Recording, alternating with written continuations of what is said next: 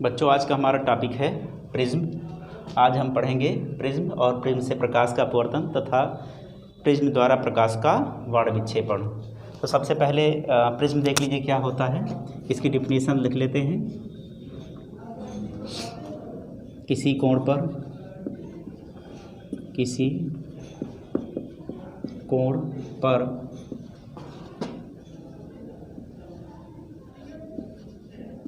झुके हुए दो समतल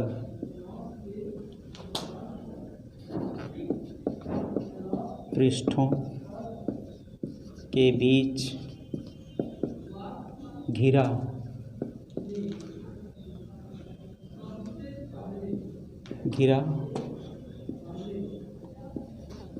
पारदर्शी माध्यम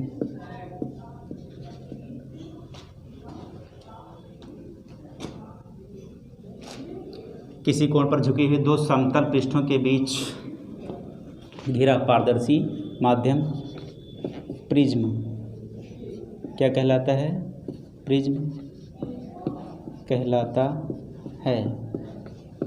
ठीक है। सपोज करें ये कि ये पृष्ठ है और ये कि ये समतल पृष्ठ है। अगर ये दोनों समतल पृष्ठ ऐसे किसी कोण पर झुके हुए हों, ये देखिए किसी कोण पर झुके हुए हों, तो इनके बीच का जो पारदर्शी माध्यम है वो क्या है? प्रिज्म है। मान लीजिए कि एक पृष्ठ ये है ए पी और एक पृष्ठ और भी है ए सी, ये दूसरा पृष्ठ, दोनों देखिए किसी कोण पर झुके हुए हैं। तो इनके बीच का ये जो पूरा पारदर्शी माध्यम होगा उसको हम लोग क्या बोलेंगे? प्रिज्म बोलेंगे। तो ये है बच्चों प्रिज्म का डिफिनीशन। अब हम पढ़ लेते हैं प्रिज्म द्वारा प्रकाश का अपवर्तन। प्रिज्म द्वारा प्रकाश का अपवर्तन देखिए क्या होता है। प्रिज्म से प्रकाश का अपवर्तन कैसे होता है, ठीक है, इसे समझिए। तो ये हमारा एक प्रिज्म है। प्रिज्म का परिच्छेद है ए बी सी और ये किसी कोण पर झुके हुए हैं। ठीक है। उस कोण को हम लोग क्या बोलते हैं? प्रिज्म कोण। और इन दोनों पृष्ठों को ए बी और ए सी को हम लोग क्या कहते हैं? अपवर्तक पृष्ठ कहते हैं। ठीक है। तो ए बी और ए सी क्या हो गया? अपवर्तक पृष्ठ हो गया। और जो है ये जो कोण बन रहा है इनके बीच का उसे हम लोग क्या बोल रहे हैं? प्रिज्म कोण। इसको और अच्छा बना देते हैं थोड़ा सा।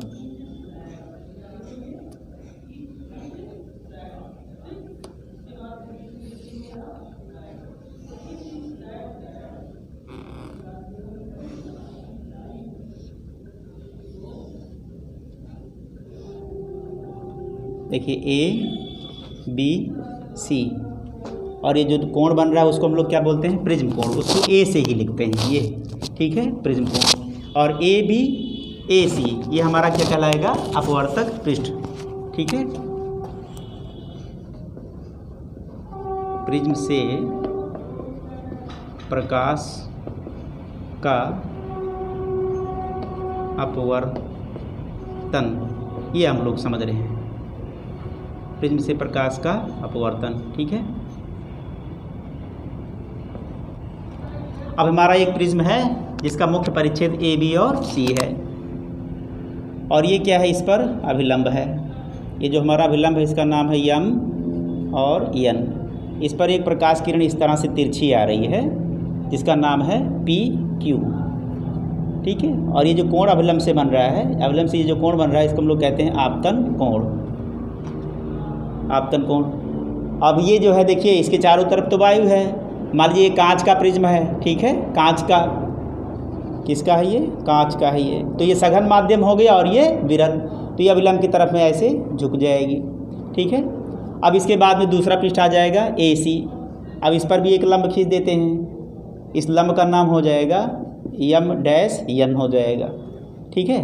तो ये पहले के लिए आपतन कोण और ये अपवर्तन कोण, इसे आर से लिखिए। अब ये दूसरे माध्यम, जब ये कांच से जो है अगले पृष्ठ पर जाएगी, कांच से जो है वायु में जाना चाहेगी, एसी पृष्ठ से अपवर्तन होगा। तो ये क्या होगा? ये पहले माध्यम में, इस वाले माध्यम के लिए ये आपतन कोण हो जाएगा। इसका हमने लिखा आर डैश से, इसको ध्यान देंगे। ठीक है। इसको हमने आर डैश से लिख दिया। अब फिर से वायु में जा रही है तो ये क्या होगी, ऐसे बाहर निकल जाएगी इस मार्ग से होती हुई कि जो है सघन से कहाँ जा रही है, विरल में जा रही है, तो अविलंब से दूर भागेगी। तो ये वाला जो है अविलंब से ये जो कोण बनेगा इसको हम लोग बोलेंगे निर्गत कोण, इसका नाम होगा आई डैश, और ये कौन सा होगा, निर्गत कोण नाम होगा इसका। इस तरह से प्रिज्म द्वारा प्रकाश का अपवर्तन होता है। ठीक है, ये पी क्यू, ये आर है और एस। पी क्यू आपतित किरण, क्यू आर अपवर्तित किरण, और आर एस क्या है, आर एस जो है निर्गत किरण है। तो इस प्रकार प्रिज्म से प्रकाश का अपवर्तन होता है। ठीक है, अब इसमें क्या होता है, एक चीज़ और भी ध्यान दें। अब ये जो पहली किरण जो है पी क्यू है, पी क्यू अगर हम इसको आगे बढ़ाएं, इसको हम लोग ऐसे आगे बढ़ाएं, ठीक है, तो ये आगे अगर बढ़ा रहे हैं तो ये जो विचलन आप देख रहे हैं ना, ठीक है, ये किरण जो है पी क्यू आपतित हुई थी और ऐसे निर्गत हुई थी, इस तरह से ये गई थी, अपवर्तित हुई थी, अपने मार्ग से कितना विचलित हुई। तो इसमें क्या होता है कि दोनों किरणों के कारण, दोनों पृष्ठों से जब अपवर्तन होता है तो दोनों पृष्ठों के कारण से विचलन होता है। दोनों पृष्ठों के कारण विचलन, विचलन का मतलब क्या होता है, कोई भी प्रकाश किरण अपने मार्ग से कितना हट गई है। तो हम देख रहे हैं कि जो है ये प्रकाश की किरण जो है अपने इस रियल वाले मार्ग से, पी क्यू का ये रियल मार्ग है, इस मार्ग से इतना हट गई है, इतना हट गई है। अगर ये पूरा यहाँ से यहाँ तक का आपतन कोण आई है तो यहाँ से यहाँ तक का भी आपतन कोण आई होगा। ठीक है, ये पूरा कोण आई होगा। अगर आपको इतना जानना है तो ये आई माइनस आर कर दीजिए। तो पहले पृष्ठ से अपवर्तन कितना होगा, पहले पृष्ठ से विचलन, पहले पृष्ठ से विचलन। तो पहले पृष्ठ से अगर विचलन को हम लोग इसे डेल्टा 1 से लिख रहे हैं, किससे लिख रहे हैं, डेल्टा 1 से, ये हुआ आई माइनस आर हो गया। ठीक है, अब क्या है, ये पहले पृष्ठ का विचलन है। अगर हमें दूसरे पृष्ठ का, इससे भी जा रही है प्रकाश की किरण, ठीक है, और अगर हमें दूसरे पृष्ठ का विचलन हमको जानना है तो ये वाली जो निर्गत किरण है अगर हम इसको ऐसे पीछे बढ़ा दें इस तरह से, तो ये पॉइंट डी पर एक दूसरे को काट रही हैं और ये विचलन हो गया दूसरे पृष्ठ का। अगर दूसरे पृष्ठ से जो विचलन जो हो रहा है उसको डेल्टा 2 लिखें, दूसरे पृष्ठ से विचलन, इसको हम डेल्टा 2 से लिखें, तो देखिए ये आई डैश है तो ये पूरा का पूरा आई डैश कहलाएगा और ये आर डैश है। अगर आप आई डैश में से, इस आई डैश में से आर डैश घटा दें तो इतने की वैल्यू मिल जाएगी, तो ये हो जाएगा I dash minus R dash. इस तरह से दोनों पृष्ठों द्वारा विचलन होता है। ठीक है, अब दोनों पृष्ठों के कारण से जो दोनों पृष्ठों का भी जो विचलन है, दोनों पृष्ठों का जो विचलन है उसे हम लोग संपूर्ण विचलन कहते हैं।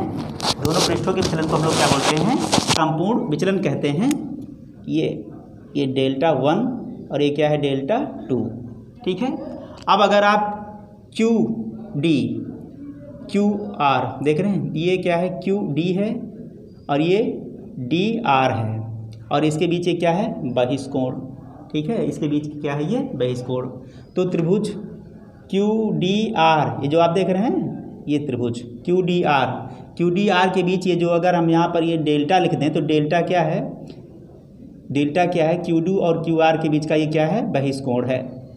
इसका मान कितना होगा, इसका मान ये होगा डेल्टा बराबर कितना होगा, डेल्टा 1 प्लस डेल्टा 2। अगर आप संपूर्ण विचलन जानना चाहते हैं, संपूर्ण विचलन, ठीक है, संपूर्ण विचलन, तो इसको जानने के लिए इसे आगे बढ़ाना पड़ेगा और इसको इस तरह से पीछे बढ़ाना पड़ेगा।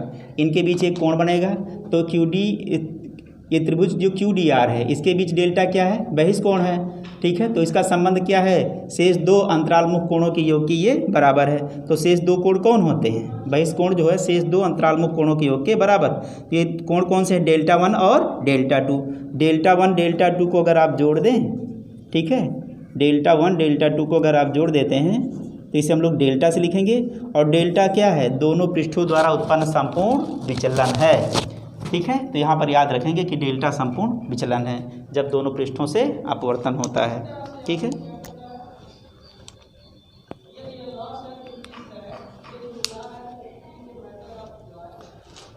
अब यहाँ पर इस डेल्टा के बारे में समझें थोड़ा सा, विचलन कोण के बारे में, संपूर्ण विचलन के बारे में।